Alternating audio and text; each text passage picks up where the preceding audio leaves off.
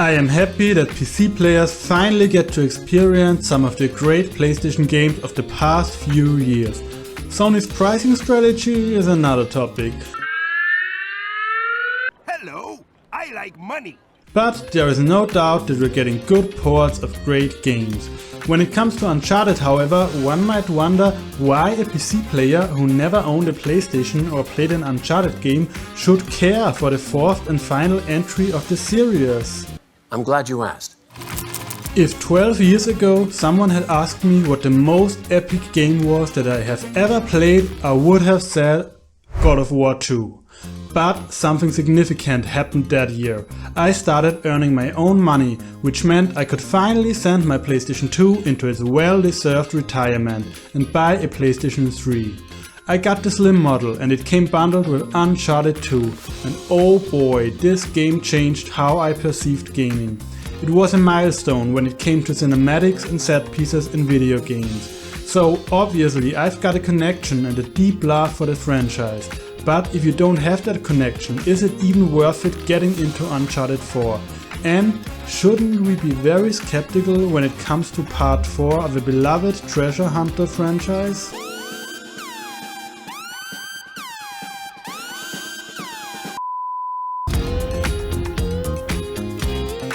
Alright, I'm just telling you right away, Uncharted 4 is worth a shot, just for the main character alone. I mean, you're playing the nicest mass murderer in the history of video games.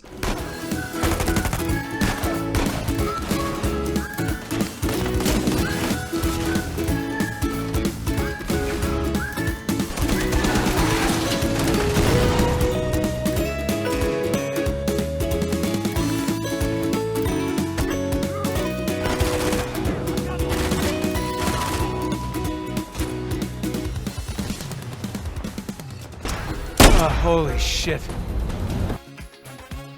Also, he's a slightly older version of Spider-Man. Can you see it? They look like twins, right?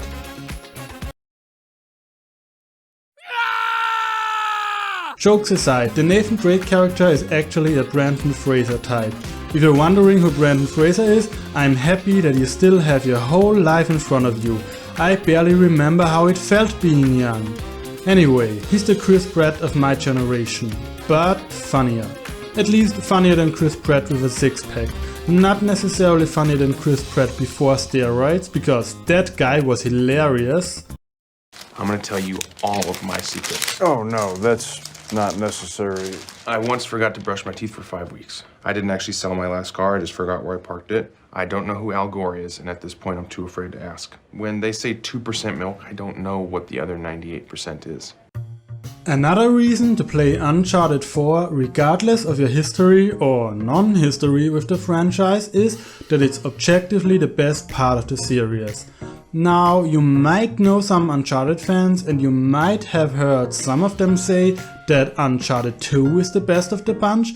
And let's be really honest here, since the second one was my first Uncharted game, I might say that's my favorite one as well when I'm getting asked. But I also say that Matt Smith is my favorite Doctor just because he was my first one, even though secretly I might like David Tennant just as much.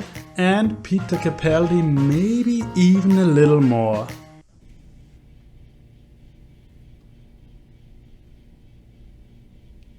Yes. I am a nerd. In my opinion, there is a clear difference between the first 3 Uncharted games and the fourth one. In Uncharted 1, 2 and 3, the story is there to serve the action. In Uncharted 4, it's the other way around. Everything is there to serve the story and its characters.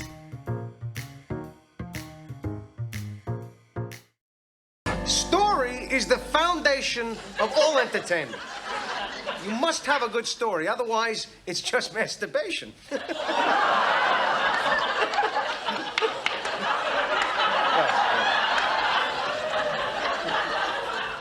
And people really have to care about the characters. Yeah, forget about care. Love.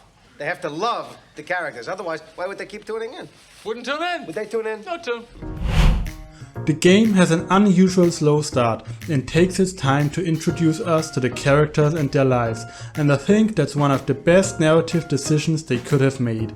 This game is different. It's more grounded and more mature than the first three, and the player can feel that right from the start. The dinner scene in Nate and Elena's home is one of the best written and acted scenes I've seen in a video game.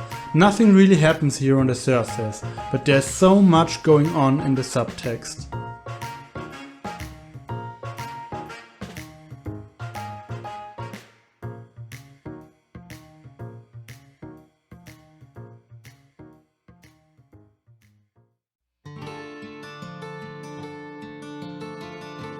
The Uncharted games have always been action-packed set pieces, and that didn't change with Uncharted 4, but these games were more for me.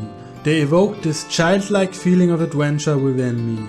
The sense that there is something still unexplored out in the world, something that I could explore, like a lost world or the biggest pirate treasure in history.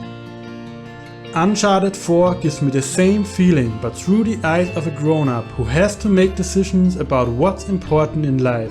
Not only because I'm older now, but also Nate is. He tries to live the life of a responsible adult with real meaningful relationships, and that's exactly my cup of tea as a 30-year-old man who's still wondering if he's gonna grow up one day or if he missed the starting gun, to quote Pink Floyd.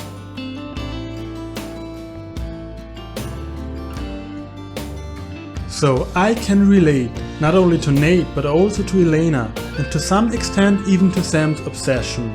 There's so much more I'd like to say about that, but this isn't supposed to be an essay and I don't want to spoil anything. This video is meant for new players who are on the fence of playing it.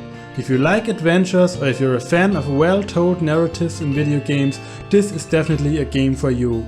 It's an emotional cinematic adventure with a satisfying end to a beloved character's journey. So Naughty Dog really did what Lucas and Spielberg failed so horribly at. Look out, Indy! It's Steven Spielberg and George Lucas! Well, hello there, Indiana. You're looking good. No, what are you gonna do to him? Oh, yeah. No! Indy! Not to forget, additionally to Uncharted 4, you also get the standalone expansion The Lost Legacy. And while maybe not on the same storytelling level as Uncharted 4, it is still a fine little action adventure that has all the strengths of an Uncharted game and sheds light on some of the side characters, which makes the overall package even better and the price tag a bit more tolerable. So, if you have never played an Uncharted game, go watch a story recap of the first 3 games and then get into Uncharted 4. Have fun. Oh, and the Sully guy bears a remarkable resemblance to Mark Wahlberg. Are you shitting me? At least without my glasses on. With glasses on, he looks like the worst casting decision since Ben Affleck for any movie with Ben Affleck.